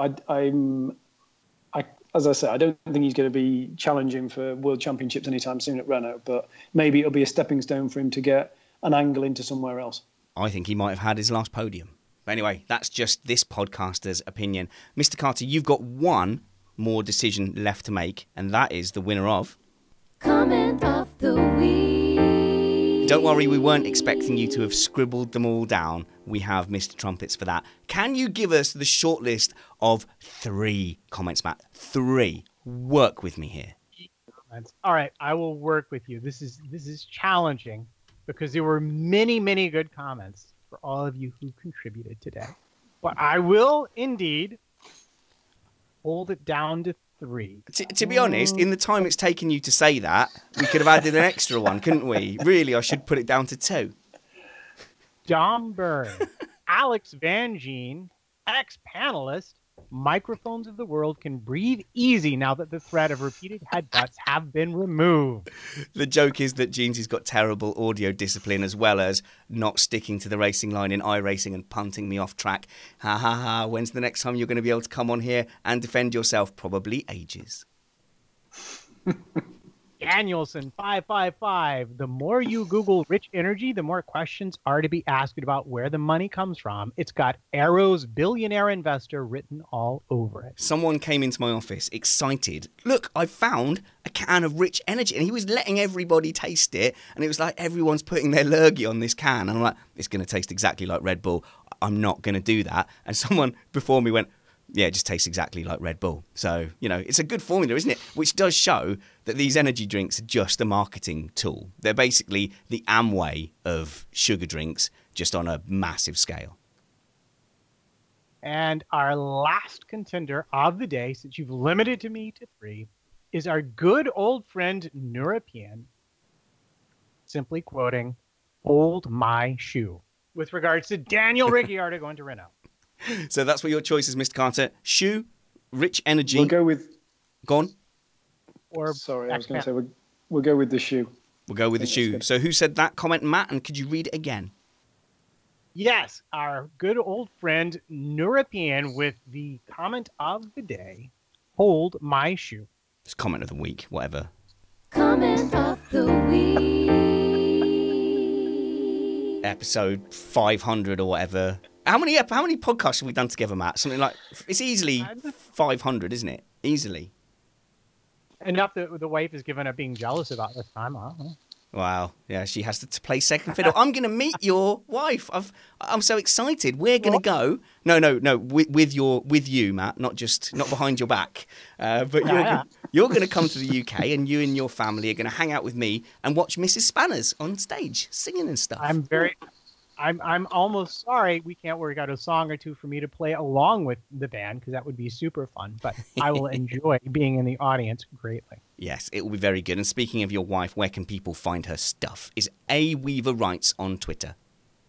Yes, A Weaver Writes on Twitter. She has a book. It's in pre-release. It's called The One I Love to Hate. You can look it up on the Amazons and go buy it now.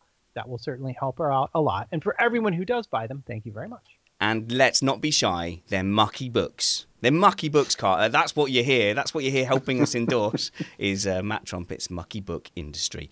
All right, guys. We are going to have a little add-on onto the end of this episode where I speak to my friend Lee Coombs, who once saved Donington Park. He's a great bloke and he's got a lovely little story. So that will be tacked on after the outro music. You can follow the show on Twitter. You can follow the show on Twitter by following @MrApexF1, and you can follow me by searching Spanners Ready everywhere. Until next time, remember that wounds heal, chicks dig scars, and glory lasts forever. This was Diaries of an F1 Boss on Mr. Apex Podcast.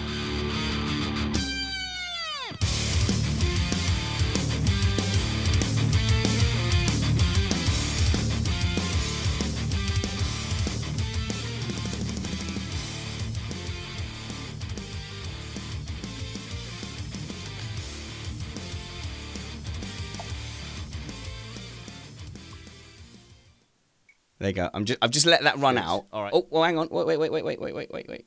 2 seconds. No one say anything. Has Audacity changed as well? No, okay, there we are. That's cool. It is a nice story, actually, from my friend Lee, so that will be worth tuning into. He just randomly started this massive campaign to save Donington Park when they were going to close it down. And it does sound more of an excuse for just a beer on. But anyway, I digress. Donington Park, one of Jonathan Palmer's? It is, isn't it? He ended up buying it. I'm not going to give away the story, but he bought it after, I think, and is it MSV? And they tried to make that thing. And I think he's recently sold it. But yeah, it was part of that whole empire. I'm trying to work out ways to befriend Jonathan Palmer, because he's got to be a great mate to have, hasn't he? Because you can just, let's go and hang out on one of your 20 different racetracks. Yeah, I can try and get him to come up. See if he'll come say hello. Because I can never believe how quickly that hour goes. It's amazing. It's just a fun chat, isn't it? Bizarre. That is like. I can show you. When you said it's the end, I know.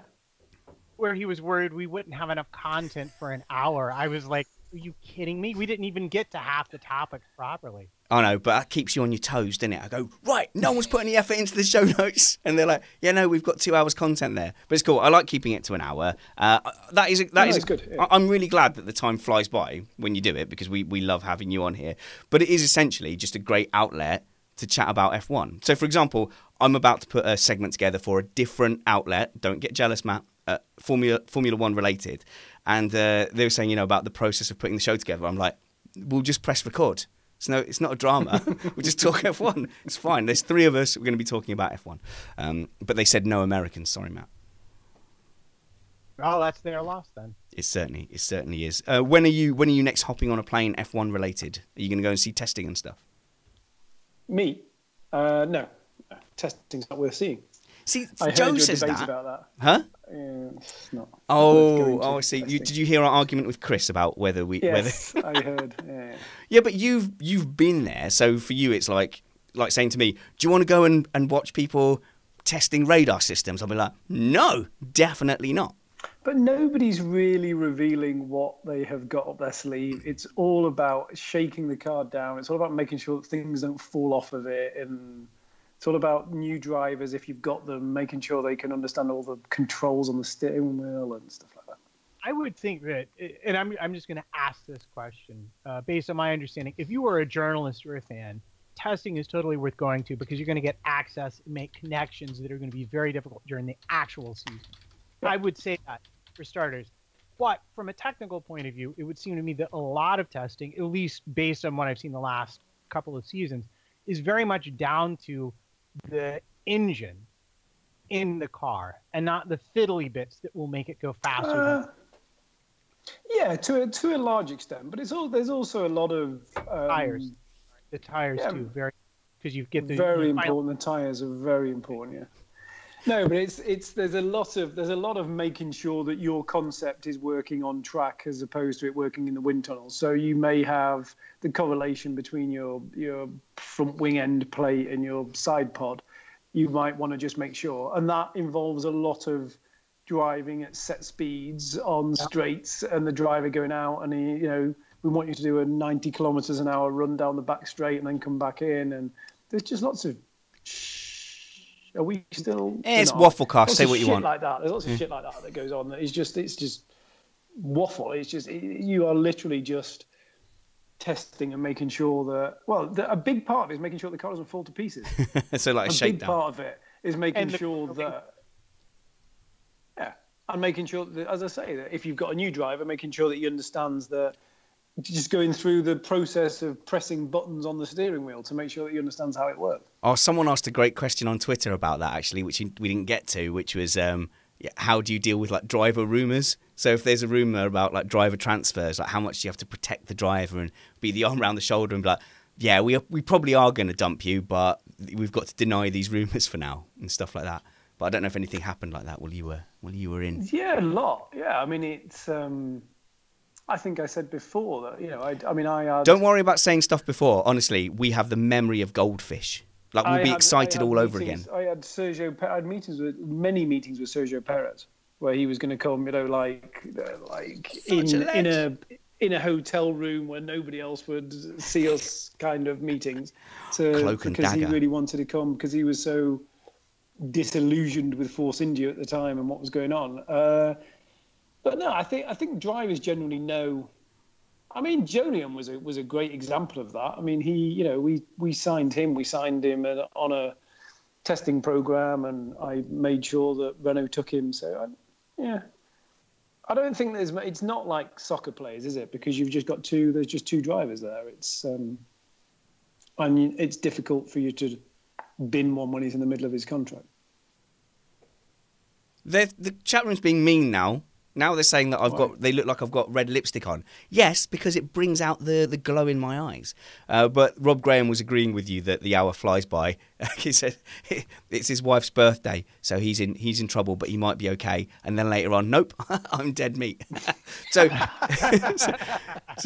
at least you know that you've ruined some people's evenings as much as you've enriched other people's meetings. But for me, the testing thing, I just want to go there because I've seen very little live F1 action. So I went to one full Grand Prix weekend at Silverstone, and the least enjoyable part of that weekend was the race.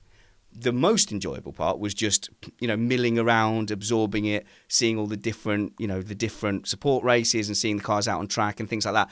And I think going out to testing when there's nothing intense happening. Like Silverstone, I was in the general admission, and sorry for your benefit, Matthew, general admission is where the unwashed masses go and look at everything through a mesh fence. And I went on my own because I've got no mates. I went on my own and I was stood there. I got my place ready to watch, and it was in front of one of these barriers. And as the Grand Prix was about to start, these two guys went, "All right, here we go then." And they went and sat up on the barrier that I was leaning against. And I'm like, I've just got a face full of their backs. So like, I had a choice. Either don't see the race or spend 90 quid last minute on a grandstand ticket in Village. But yeah, that was the least enjoyable part of the whole weekend. So for me, testing is just a chance to kind of sit and absorb, a bit like Test cricket. Well, okay, yeah, if you look at it like Test cricket, then I get it. But there's very, very little on-track action. It's all going on in the garages. Except for you'll have Mercedes just pounding around. That's currently how it works. Mercedes do 7,000 laps and anyone with a new engine does 5. Oh, right, yeah. Well, that's true, isn't it? Yeah, especially with the Honda. Did I ever tell you my story about Melbourne 2014, talking about general admission? Did that ever... You've been in general admission? No, so I took over the team. So I took over as CEO of the team. So Melbourne 2014 was my first ever race. Right. So we go to quali on the Saturday, and bear in mind the year before, we'd been arguably the second fastest car with Kimi Räikkönen and pre-hybrid engines. So I take over. I think I'm doing a really good job. I go there. We go to quali in Melbourne, and we qualify 21st and 22nd with Pastor and Roman. I go to dinner on the Saturday night with the guy from Microsoft, who is putting a big chunk of cash into the team. And he's basically saying to me, well, what happened? And I was like, I don't know. I don't understand. It was all to do with the Renault engine. It was all to do with, it was a disaster. Anyway, so he said, well, what are you going to do? And I was like, because we were at dinner. It was a sponsorship dinner. And I was like, I really want to get in tomorrow morning early. And I really want to really galvanize the troops. I want to make a big difference. So he was like, well, I've got a group of people that we're leaving, because he was staying in the same hotel as me. We're leaving at 8:30 a.m. in the morning on a minibus. We can give you a lift into the circuit. So I was like, perfect. That's perfect. I'll be there early. I'm gonna make a difference. I'm really gonna make a difference. So I get up early. I jump on their bus. For him, it was amazing because he's got all his guests, and they've suddenly got the CEO of Lotus sitting on the front of the bus, which was great. But the bus dropped me outside the main entrance to the circuit. Were you in team gear? Me out. Yes, I'm in team gear. I've got my pass on that says that I can go on the grid and go on the pit wall and all these things. So I literally get out with 50,000 other people queuing to get to go through the main turnstile. So I was trying to grab hold of a security guy. So the guys from Microsoft had disappeared. So I was there with Federico, actually, the guy that was mentioned in the... So we managed to grab hold of a security guy, and I say to him, look, we're in the wrong place. And the guy's like, what do you mean? And I show him my badge, and he was like, what the hell are you doing here? Because I guess I don't know. I don't really understand what's going on. He said, but you're miles away. He said, hang on. So he goes and gets a golf cart, a buggy, and then they set us off and they take us around the side of general admission entrance, and we literally see everything that's going on. I see the whole of the Australian Grand Prix like no team boss has ever seen. And they take us all the way across to the other side to the paddock. Go into the paddock. I blip my way in through the paddock, walk in. The paddock is completely dead. There's nobody there at all. It's empty. So I was like, okay, well, my big plan of galvanizing the troops isn't going down very well. So I go to our hospitality, sit down, get a coffee from one of the girls, and Pasquale, who was Bernie Ecclestone's right-hand man, is walking down the paddock. And he comes over and he says, yeah, you're Matthew. Yeah, I haven't met you yet, but this is great. Yeah, it's good. Welcome to Formula One. Can I just have a quick look at your pass? And he grabs my pass from my thing like that. He looks at it. And he said, I have to tell you that you've just broken the curfew for your team. Oh, yes. Oh, yes. So it's like, I'm sorry? So he said, there's a curfew. And I was like, I have no idea what you're talking about.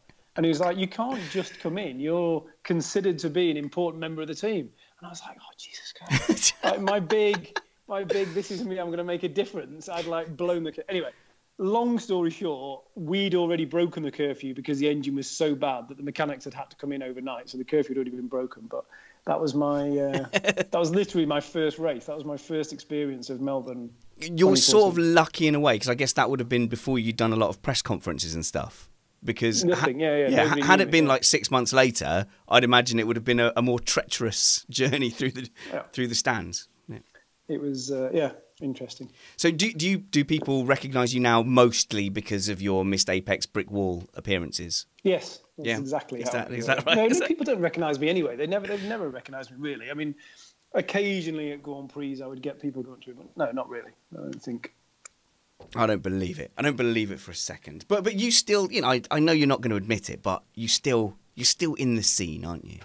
You're still enough to make us jealous. It's a little bit. It's a little bit, but it's difficult. It is difficult because of where I think I've said to you before, because of where I was and where I am now and all that sort of stuff. I mean, I went last week. This week just gone. I actually went and had a meeting with IndyCar in Toronto. Okay. Because the guys that run that race are struggling badly. So they run 4 IndyCar races. So Toronto is one of them. And I can't think of the others. I should know them. The company's called Green Savoy Green. But yeah, they need some help with IndyCar in Toronto because it's not getting the numbers of people through the doors that they reached out to me and I went and met the guy and had a discussion with him. But I don't really understand IndyCar. And he got very upset with me because I said that I didn't think the drivers in IndyCar were as good as the drivers in F1. Oh no, Rob! This is one of the biggest arguments that Matt has with. I know, and he was in America, and he was a rather large American gentleman, and he was completely of that. We've got some of the best drivers. IndyCar's got some of the best drivers. And I said, yeah, you haven't really. Yeah, we have. There's a lot of F1 drivers that are really successful that come to IndyCar. Said, who? Max Chilton. Yes. That's itself one of the largest order. But and Alexander Rossi, I was like, yeah, again, he never made it in F1. He tried and it didn't really work. Matthew, if you imagine this is going to go unanswered by Trumpets, perhaps take a. And then I'm sitting there with him. I log on to IndyCar's website. Who was the first? You can do it now if you're looking at your phone now, Matt. If you go onto IndyCar's website. The first driver that comes up is Fernando Alonso. Yep. He did 1 race for them, and they're claiming that that's like their top driver that comes up on their website, Fernando Alonso. Fernando is an exceptional talent. No one would argue with that. But with regards to IndyCar, I would say that Fernando Alonso's done 1 race. If you look at the top drivers in IndyCar, Scott Dixon, people of that ilk, yeah, they would be successful in Formula 1 too because they are that good. The difference is IndyCar teams will add specific cars for specific events and drivers pay for those. Yeah. So yeah, at the other end of the field, there's no question the overall quality of the Formula 1 field will be better because the amount of money you need to be even a pay driver and skill you need to be a pay driver is going to be higher for Formula 1. Because there's fewer seats, but at the sharp, I mean, you take someone like who I think what would we consider Ericsson a pay driver? Is that correct, Spanners? Meh, yeah. So Ericsson's in IndyCar next year. Yeah, I think that's if he does well in IndyCar, then that proves my point. Yeah, literally that he could even win a race. But if you look at who's going to be champion, it's going to be people like Montoya and Dixon. And people of that skill level are. How old's Montoya? He is 75. Well, I'm not discussing just this season right now. I'm just. Yes, you were. You definitely were discussing this season just now. Matt cops a lot of abuse for this within the Missed Apex panel, Matthew. Don't worry. So. Yeah, I maintain that the best drivers in IndyCar are as good or in the same general ballpark as the best drivers in Formula 1 because at the end of the day, they're both open wheel series, fairly high horsepower. And in some ways, Indy is more of a driver's thing because there's less aero and there's less buttons to be pushed. Mm-hmm. The demands are different. Plus, you have to be able to race well on ovals and road circuits, whereas Formula 1's exclusively road circuits. So, this is a very general statement, but the way that Americans look at racing like that. So even this guy, so he's the president of 4 IndyCar races. And he said, yeah, but our IndyCar... You're still on the live stream. You're still on the live stream, just be aware. It's okay. Okay. He said that our Indy cars are faster than an F1 car, and I said no, they're not. Surely not. And he said yes, they are. He said they are in a straight line on the straightaway. Why do they call it a straightaway? Why is it a straightaway? Reasons, just Americanisms. Okay. So interesting but true. If you're talking about Indy cars on an oval, then yeah, absolutely. Well, of course, because if an F1 car's got, that's what I said to him, it's got downforce on it. You've got things on the car that are slowing it down. If you wanted to make it as fast as you could do that. Anyway. Yeah, Newgarden, that was the one I was thinking of. Thank you, LGH. I couldn't remember his name. Joseph Newgarden. Yeah. I know all their names. They're still rubbish, though. No. Hang on, wait a second. Hang on, sorry. Say that. That is not true. No, rubbish is harsh. Did Max Chilton did really well the other day, didn't he? He got a 4th or something. Right, if Max Chilton gets a 4th, that's he's just signed a new contract. You know who is an IndyCar that I'm interested in, though, is Felix Rosenqvist, Formula FE. Yeah, Mahindra driver. He's very, very good. I think he could do well there. It's definitely his kind of. It's a looser style of driving because they have less aero on it, and the cars, they don't have as much horsepower, but they're also lighter. So I mean, it really is slightly different skill sets. The whole thing with Toronto that was confused me is that Canadians in general are very into their open wheel racing. That's why the F1 here in Montreal is very, very popular. Yeah. And I can't believe that they can't attract people to the IndyCar race in Toronto. They said they're really struggling to get people to go and watch it. I don't know Canada at all. Is Toronto near to Montreal? So it's a plane. It's an hour in a plane. It's 4 hours in a car, 4 or 5 hours in a car. Okay. An hour in a plane. But is it it's considered like Manchester to London? But like that's the same as like, I don't know, let's say Bedford to Newcastle. You would definitely get more people for a Bedford Grand Prix than a Newcastle Grand Prix. Yeah, but if there's people through the whole of Canada that like open wheel racing. So I'll give you an example, and I know this for a fact because of what I was doing with Bernie. So in Montreal, we have round figures, 100,000 people a day go to the Grand Prix here, yeah? So 300,000 people. Not forsaking the fact that one guy could go all 3 days, but let's call it 300,000 people. They've done studies, and there's over 1 million extra people come into Montreal on F1 race weekend. So there's 750,000 people in downtown Montreal that aren't actually going to the circuit.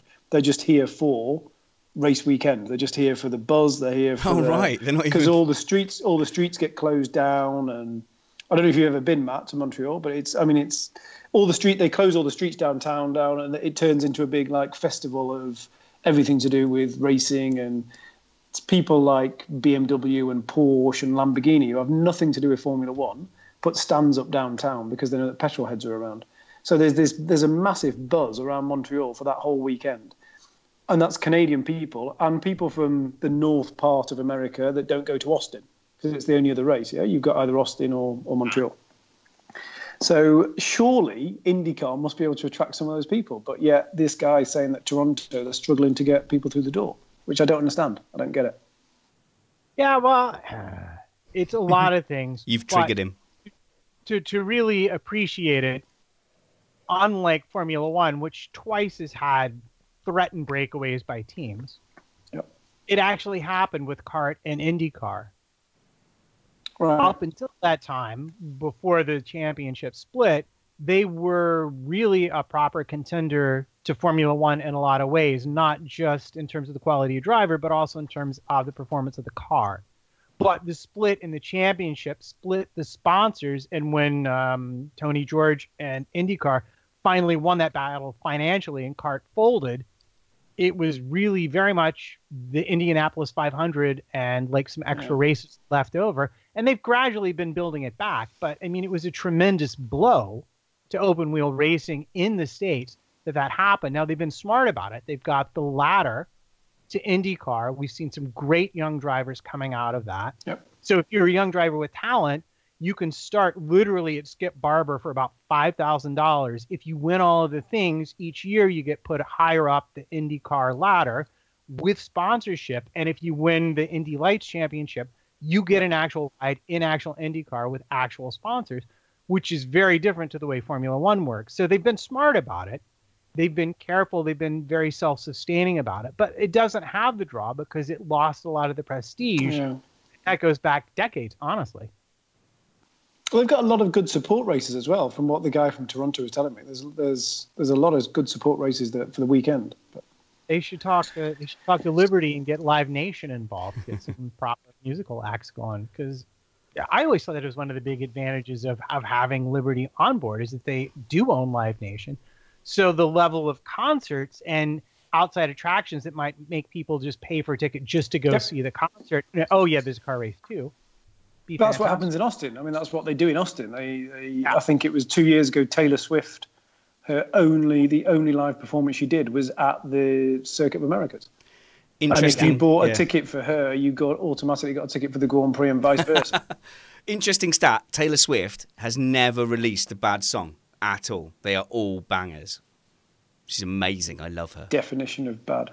Huh? No. What? Oh, that's terrible. Look, we're going to say goodbye to the live stream now. So if you have... I don't think you've said anything litigious, so I'll probably release that for the patrons. Any parting shots to your adoring fans? To be fair, we never get more interaction than when you're here. Parting shots in terms of what? What do you want me to say? Oh no, you don't have to insult them. You could just be like, goodbye, thank you. Spanners is right. Goodbye, I should have a Twitter account that's public. And I think we should have a wager on Renault versus Honda. All right. Okay. I am. All right. State your terms. If I lose, I'll come to the UK and compete in a Missed Apex go-karting. Well, let's talk about. Well, that's the 20th of April, so it would have to be a very short. One. Yeah. No, it won't. That won't be the last one. I'm assuming we'll do a summer one as well. So, what are you going to be pessimistic about Renault? To be fair, it's not the best. I see that sometimes in the comments where people say that about me, and I get that they think that I'm not being pessimistic about Renault because it's Renault. I'm trying to be realistic about Honda, Red Bull together as a partnership, and I think that will be stronger than Renault. Well, I've got one. I think Toro Rosso will outperform McLaren. So the Honda, Toro Rosso. Who's driving Toro Rosso next year? So Toro Rosso, they have not Gasly. Sorry, they have. I've drawn a blank. My goodness. Kvyat. Oh, he's shit. back. Okay, yeah. So I think he's handy. He's quick enough. And it's not. And I should know this as well. Why don't I know this? I don't know. Quick, chat room, help us out. No. Yeah, Dan Tickton was in the frame. No, but he's not. Yeah, it's. This is embarrassing. Le Bon is what Baha Matiamat has just said. Albon, yes, because he came from Formula. Alex Albon, yeah. He was one of our Lotus Junior drivers. Okay, so with those two drivers, you're saying that Toro Rosso are going to outscore McLaren? Yeah. No, I am. I am because I don't really rate Sainz anymore, and Lando's in his first season. Based on what? You don't really rate Sainz based on what? Well, I don't really rate Hülkenberg, so. Based on what? Well, look, when Hülkenberg gets absolutely destroyed by Ricciardo this season, then I can retrospectively be right. Perez was one of your Yeah, he's amazing. Yeah, that's right. And how did Hülkenberg do against Perez? There was a lot of you can go into statistics if you want. We can talk about very, very similar. We can talk. Well, you can talk about points. Basically, just say very, very similar. Let's not go into. If you're gonna throw statistics in my face, then yeah, maybe. Yeah, you're right. If you want to make this bet, be my guest. But I'm going to point out there's only two teams running Honda engines. One of these is Red Bull. The other one is Toro Rosso. Who do you think gets all the not quite tested upgrades to see if they work? Exactly. Oh yeah, that's a good point. Yeah, so there's going to be a lot of blown up Toro Rossos, isn't there? But there's about 4 different bets going on now. So you're saying McLaren versus Toro Rosso. Yeah. I thought the bet was whether a Honda engine would beat a Renault engine. No, that's true. That's true. And a lot of my McLaren stuff, to be fair, is based on that. I just think McLaren are just going to continue disappointing. I don't think they're on an upward arc. I think relatively the other teams are going to improve more than McLaren. So that might taint that. So yeah, Renault versus Honda. Then, what's a good comparison for Renault versus Honda? I think McLaren are very rudderless at the moment. I think with Ron leaving, I think they are. I think Zach Brown's a marketing guy, and that's it. And apart from that, I think they're just a little bit all over the place. I don't. But they got James Key coming in. They have some. But he's not there yet, is he? Or is he there now? I don't know. Nobody knows. This is a beautiful thing. Like we don't know. But if you look at, right, I was very dubious and am kind of dubious of Zach because he's a marketing guy, and with Eric gone, it was clear there was a great deal of behind the scenes power struggle going on at McLaren. Yeah. But it seems like the winners have been anointed. There's a new power structure coming into place. And, I think they can outperform people's expectations. I don't know if they're going to do well enough to beat the Renault factory team. So if you're going to make a proper bet, the question is, what do Renault, the factory team, have to do relative to the gap to Red Bull to quote unquote win? Okay, I've got a bet for you, Matt. Go on. I've got a bet for you. Alfa Romeo versus McLaren. I'm going to say that Alfa Romeo finish above McLaren. Ooh, that's tasty. That's a tasty bet, Spanners. I mean, we all know Williams are going to be last, so that's a given. So then moving above Williams, then you've got. I think McLaren are going to still be down there. I'm going to go Alfa Romeo above McLaren. I'd take that. I don't think McLaren are sub Sauber. You take that. I thought that was a bit of an out there bet. No, because you're overestimating. Oh yeah, no, yeah. I think McLaren will be bad, but I don't think they'll be Sauber bad. I mean, the chat room's saying don't underestimate. I mean. Oh, sorry, you'll take it. You'll take it as in you'll say that McLaren are going to finish above Alfa Romeo. Yeah, definitely. Because I think Sauber doesn't exist anymore. Yeah, so it will be Williams, Alfa Romeo, the artist formerly known as Sauber, and then McLaren. I think that's your bottom three, and then Toro Rosso above that. Okay, I'm going Alfa Romeo above McLaren and potentially above Toro Rosso as well. Oh, I don't mind. Definitely above McLaren. I think Toro ninth wouldn't surprise me. Say again? Right now, you'd have to say Williams 10th, but I think they'll be a lot closer and competitive. Tell you what, Carter, I will bet you £1 sterling. The McLaren Alfa bet is a good, interesting bet because you can see both sides of it. From the car side, you got better cooperation with Ferrari and more money. Mm-hmm. But you've lost your big, huge point-scoring driver to Ferrari, and you have Giovinazzi, who's been inconsistent in the past. And who else is driving for them? Anybody remember? Raikkonen. Kimi. Yeah. Yeah, Kimi. Exactly. See, so forgot about that. Sauber are going to win a race. Kimi will win for sure. Half drivers there, but at McLaren, you have the first year of properly integrated Renault power plant. You have two very good drivers, and Norris, who's been in the team a long time and knows the procedures, and Sainz, who's just generally a good driver. Yeah, okay. So I can see McLaren taking it on consistency. Okay, so what's the bet is? So I'm saying you're saying Alfa that Alfa above McLaren and end of season position. McLaren beats Alfa. Yeah, I'm saying Alfa will be the second from bottom team. Yeah, so yeah, I'll take that. And also, I can bet as many pounds as I want because after March, it's going to be worth nothing. So it doesn't really matter. At that time, I'll be defending my house from angry, starving people. So it's fine. Anyway, but apocalypses aside, give some thought. I'm going to give some thought to to quantify the bet.